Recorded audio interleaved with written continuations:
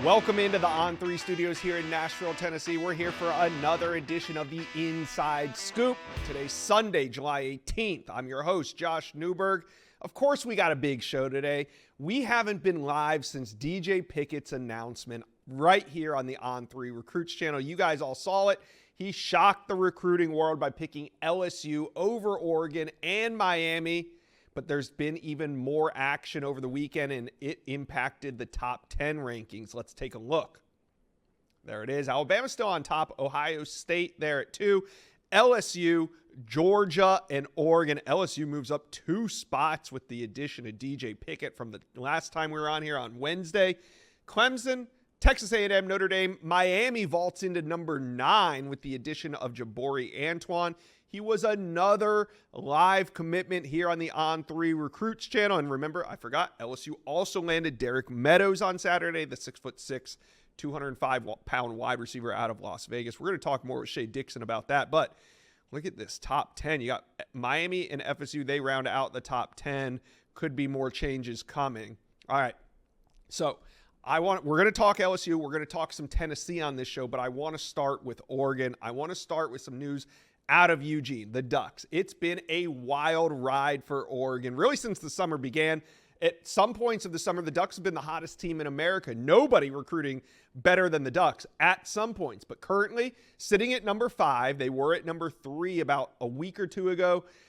The DJ Pickett miss, it stung. I wouldn't say it hurt, but Oregon fans, you're with me. There's some stinging left there. Because on July 4th, when DeCorian Moore committed, the 5-star wide receiver out of Texas, a lot of people thought, hey, DJ Pickett would be the next 5-star headed out to Eugene. Didn't happen that way. Recruiting is fickle. It doesn't always go down the way you think it was written, but the Ducks still hanging on in the number 5 spot. Like I said, they entered the weekend feeling like, hey, I know we missed DJ Pickett, but we're about to add another 5-star, right? Not DJ Pickett, I'm talking Trey McNutt. He was set to commit on Friday at 6:30 Eastern right here on the On3 Recruits channel from the gym at Shaker Heights High School. It was going to be packed. It was going to be huge, and all the experts thought Trey McNutt, the 5-star from Cleveland, Ohio, was going to be a Duck. But it didn't really happen that way, unfortunately. Trey McNutt, hey, you guys remember what happened Friday morning? Remember, the whole world went offline with the CrowdStrike, whatever happened with CrowdStrike. It affected Trey McNutt's recruitment. It affected it because he had some very important people flying into town, and they missed their flight. So he decided to put the brakes on his decision. We're going to still broadcast it, but it's going to be on August 3rd. So it meant that Oregon had to go in the weekend, and they weren't able to add another 5-star, although I still feel like it's coming. I don't think this delay had anything to do with, Texas A&M or Ohio State making a late run. I think Oregon fans would be nervous. Now, of course, they would have rather had Trey McNutt commit as scheduled, but being that the delay was something out of his hands that had nothing to do with college football, I think Duck fans can feel all right about that one. Now, there was some more 5-star news coming out. Jonah Williams, the number 1 safety in America, he was getting some picks in Oregon's favor. All this momentum, and it seemed like they were going to get another 5-star in Jonah Williams. Now, they still might. But this week, Justin Wells of Inside Texas reported that Jonah Williams was going to make an end-of-July visit to Texas.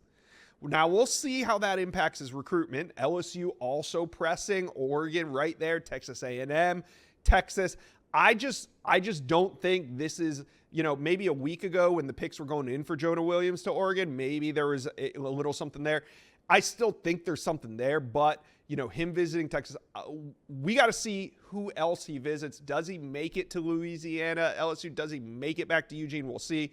But right now, Oregon still leads on the RPM, so we'll see what happens there. And like I said, even though Oregon recruiting, there's always dips in Oregon fans. This in big time recruiting, sometimes you feel like you're the king of the mountain. Sometimes you feel like everybody's going elsewhere, not to us. But right now, I know the DJ Pickett thing stung. Trey McNutt delaying his recruitment when he did, not ideal, but Oregon still has a top 5 class. But Duck fans, this can go one of two ways. Let me know what you think. Comment section below. Does Oregon land 2 more 5-stars in Trey McNutt and Jonah Williams and push for a top 3 class?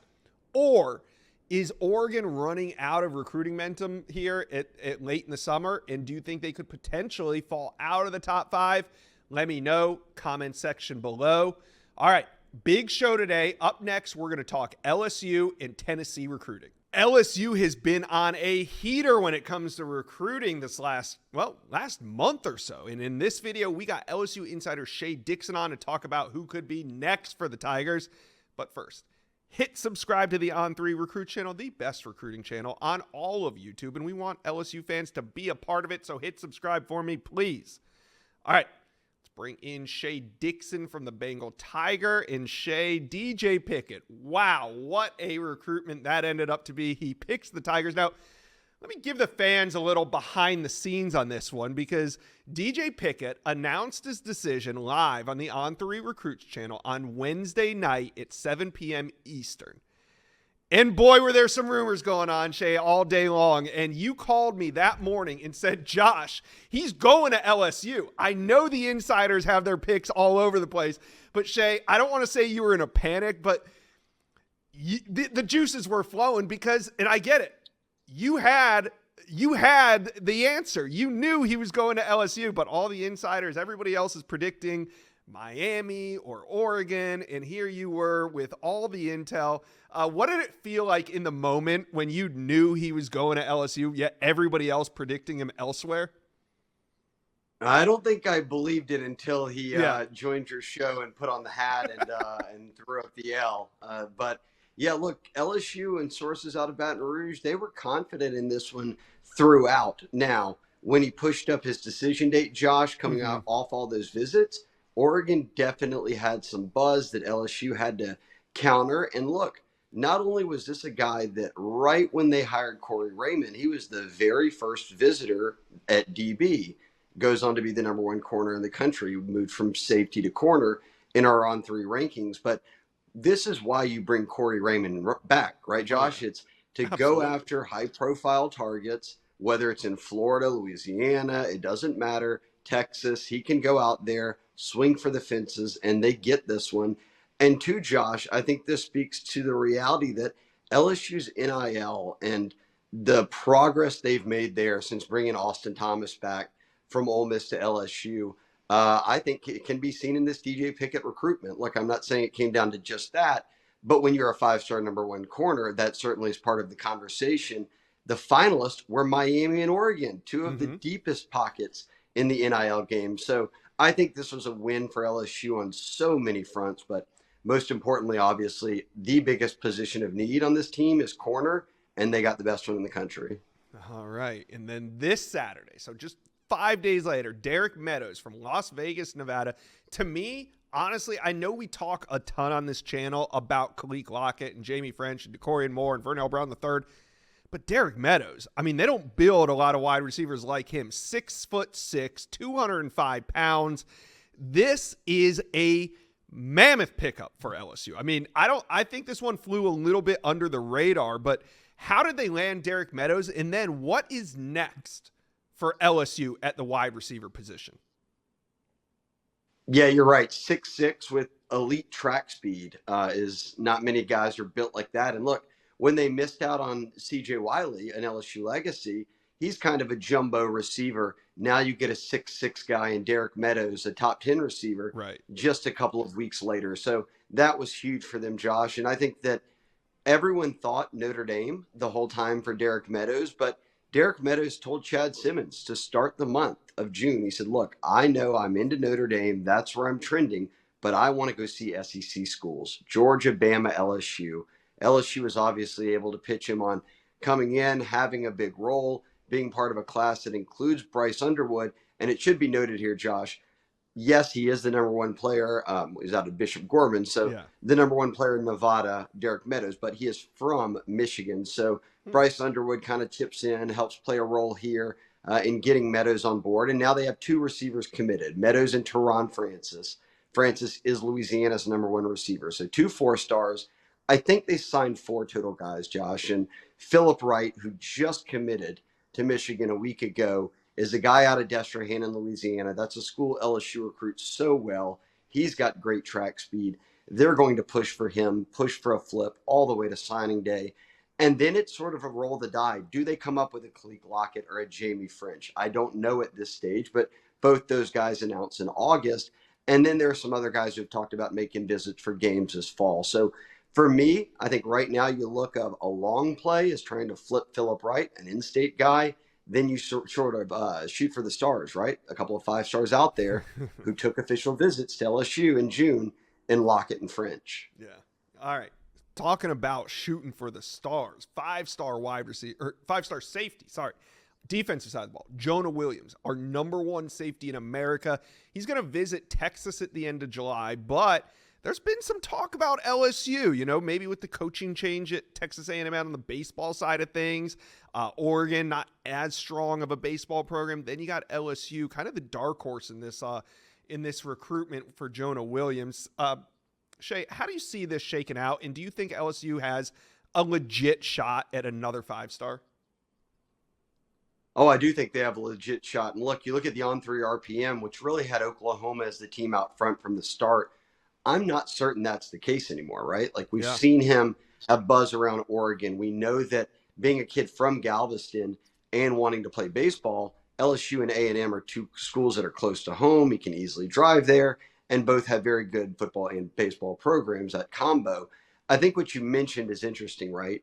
Coaching change in baseball at A&M, coaching change in baseball at Texas. Now he's added Texas to his visitor list. The Longhorns weren't really in the picture here when you talk about kind of front runners, but LSU's always hung around. And Josh, I've talked to a couple of people who have said the top 2 keeps changing, but LSU's always been in it. So I do think they have a legit shot. I also think that the selling point of a top 3 class, Bryce Underwood, you land DJ Pickett, you've got Harlem Berry, these other 5-stars on board. Remember, all those guys spent a lot of time around each other at On3 Elite. Those days in Nashville, they went together on official visits that overlapped at times. So I am keeping an eye on Jonah Williams. And really this week, when the dead period ends, Josh, do these guys make visits to the Bayou Splash, for instance, at LSU, for Jonah Williams to be there? I think that guys who show up at these events right when the dead period ends could be telling, especially not with a guy like Jonah Williams, Josh, who may go to signing day, but Khalid Lockett, Jamie French. These guys have announcements coming up next month. All right. Last question I got for you is on Jakeem Stewart. He's the number 1 player in Louisiana for the 2026 cycle. But our insiders keep writing articles about him possibly reclassifying to 2025. And if he did, I mean, obviously the Tigers would be in the forefront of this recruitment. So Shay, you got feet on the ground down there. Do you think Jakeem Stewart is going to reclassify up to 25, like we're seeing some rumors swirling about? And where does LSU stand if he does? I would lean towards no, not reclassifying, just because I think it probably would have already gotten it done by now.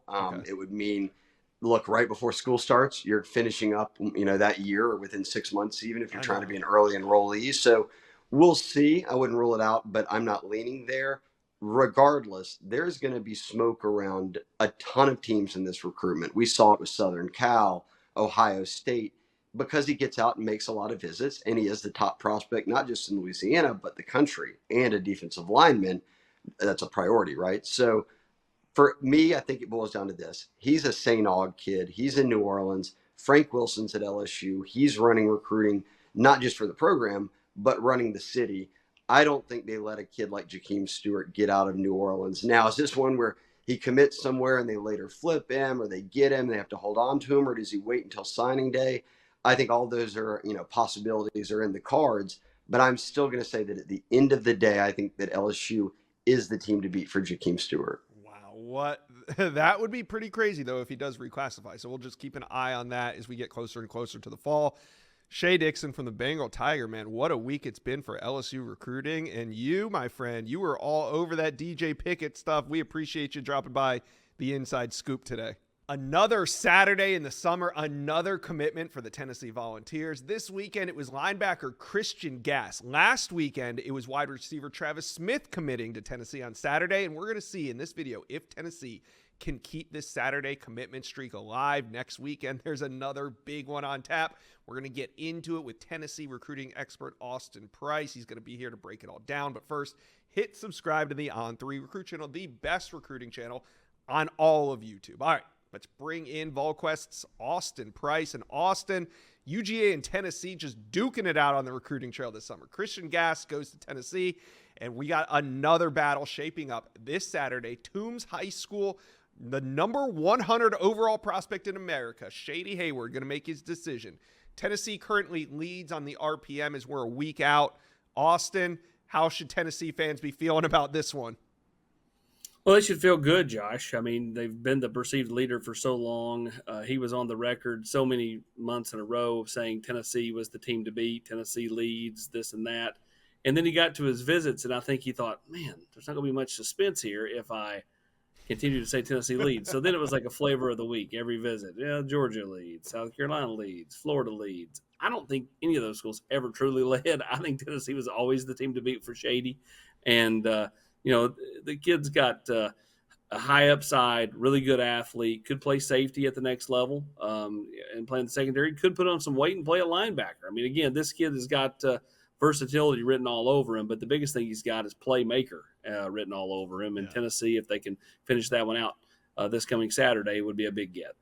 Tough battle against the Georgia Bulldogs, but he's not the only one they're battling for Georgia. Jaden Perlotti is another name, linebacker, that Tennessee fans have known really this whole summer. And the Vols, are they still in? Are they still going for the flip, even though they landed linebacker Christian Gass? Yeah, they are. Absolutely. They want multiple linebackers in this class.